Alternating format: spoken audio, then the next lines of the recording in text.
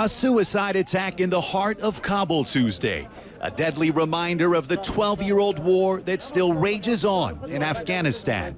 But just hours after the attack, perhaps the strongest signs yet that there's a chance for peace. In their first press conference in years, the Afghan Taliban, long vilified by the West as a terrorist insurgency, said they want a peaceful end to the conflict and the occupation. They also said they're willing to talk to the enemy. In 2001, U.S.-led coalition forces attacked Afghanistan after Washington accused Al-Qaeda of launching the 9/11 attacks from Afghan soil. The Taliban were quickly overthrown.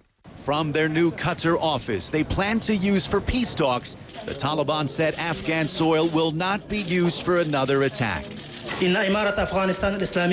The Islamic Emirate of Afghanistan, in addition to its military efforts, also has political goals and strategies related only to Afghanistan, which does not intend to cause harm to others, and will not allow anyone to use Afghan soil to threaten the security of other countries, because it wants, as a part of the mutual respect, to establish good relations with all world countries, particularly with neighboring countries. Washington is cautiously optimistic. Senior White House officials announced plans to meet the Taliban in the coming days to swap agendas.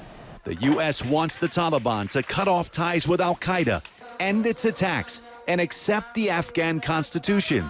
U.S. officials said they'll also discuss a possible prisoner exchange to recover Bo Bergdahl, the U.S. soldier held captive by the Taliban for the past 4 years. Afghan President Hamid Karzai also announced plans to meet the Taliban. Our High Peace Council will travel to Qatar to discuss peace talks with the Taliban. We hope that our brothers, the Taliban, also understand that the talks will move to Afghanistan's soil to ensure peace. In another milestone event on Tuesday, NATO held a ceremony to hand over the lead role for security to Afghan forces, a process that started 2 years ago. Afghan troops and police are now in full charge of defending the country. Coalition troops will serve as backup for the 18 months remaining before their scheduled exit from Afghanistan. Both Afghan and coalition officials say the fledgling Afghan army is improving.